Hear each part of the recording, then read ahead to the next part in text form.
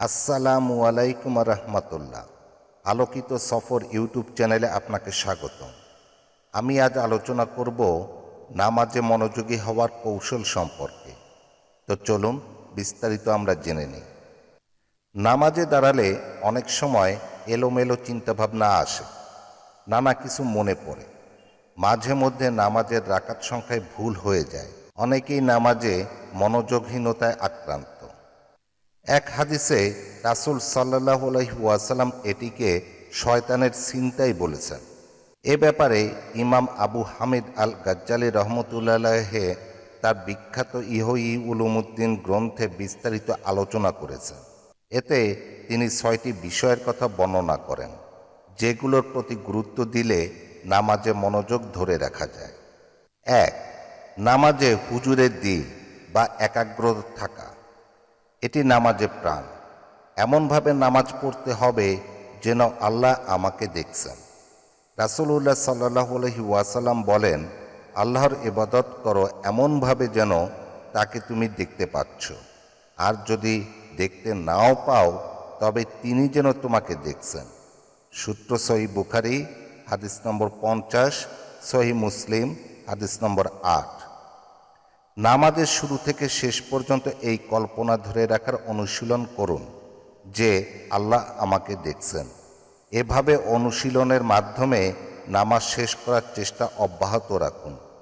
রাসূল সাল্লাল্লাহু আলাইহি ওয়াসাল্লাম বলেন, যে সুন্দরভাবে ওযু করে অতঃপর মন ও শরীর একত্র করে একাগ্রতার সঙ্গে 2 রাকাত নামাজ আদায় করে, অন্য বর্ণনায় এসেছে যে নামাজে ওয়াসওয়াসা স্থান পায় না তার জন্য জান্নাত ওয়াজিব হয়ে যায়।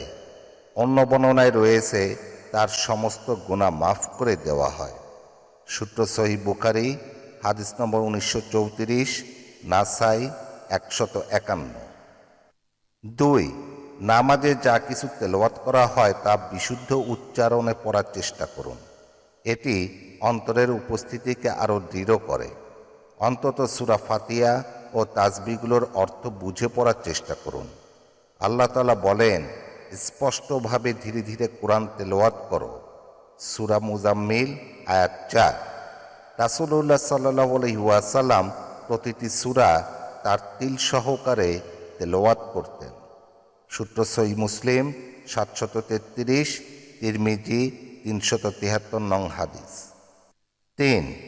নামাজে আল্লাহর প্রতি তাজিম বা ভক্তি শ্রদ্ধা প্রদর্শন করুন। কেননা আল্লাহ তাআলা তার বান্দাদের নির্দেশ দিয়েছেন, তোমরা আল্লাহর সম্মুখে দণ্ডায়মান হও বিনীতভাবে। সূরা বাকারা আয়াত নম্বর 238। কাজেই ধীর স্থিরতা অবলম্বন করুন। আবু কাতাদা রাদিয়াল্লাহু তাআলা আনহু থেকে বর্ণিত, রাসূলুল্লাহ সাল্লাল্লাহু আলাইহি ওয়াসাল্লাম বলেন, নিকৃষ্টতম চোর হলো সেই ব্যক্তি যে নামাজে চুরি করে। জিজ্ঞেস করা হলো, হে আল্লাহর রাসূল, নামাজে কিভাবে চুরি করে? তিনি বলেন, যে রুকু সেজদা পূর্ণভাবে আদায় করে না। সূত্র মুসনাদে আহমেদ, মিশকাত হাদিস নম্বর 885। 4. নামাজে দাঁড়িয়ে মহান আল্লাহকে ভয় করুন। ভাবুন, এই নামাজই হয়তো আপনার জীবনের শেষ নামাজ। রাসূলুল্লাহ সাল্লাল্লাহু আলাইহি ওয়াসাল্লামের কাছে জনৈক ব্যক্তি সংক্ষিপ্ত উপদেশ কামনা করলে তিনি তাকে বলেন, যখন তুমি নামাজে দণ্ডায়মান হবে তখন এমনভাবে নামাজ আদায় করো যেন এটি তোমার জীবনের শেষ নামাজ।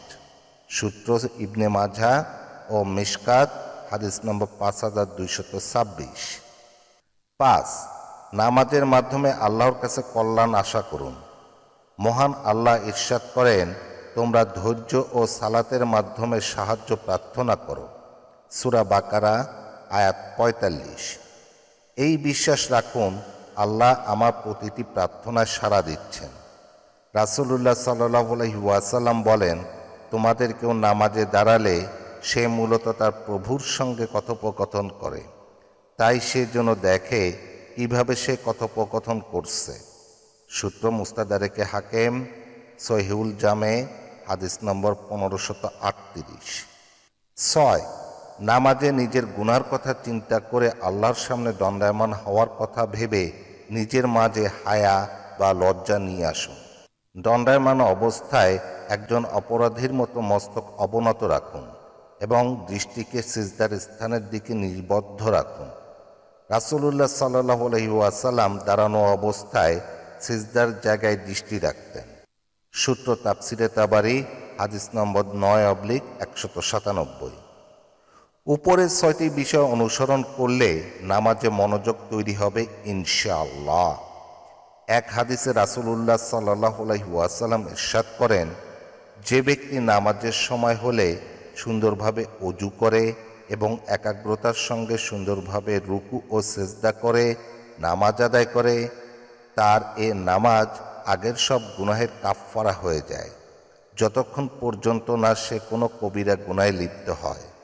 আর এ সুযোগ তার সারা জীবনের জন্য। সূত্র সহিহ মুসলিম, হাদিস নম্বর 228।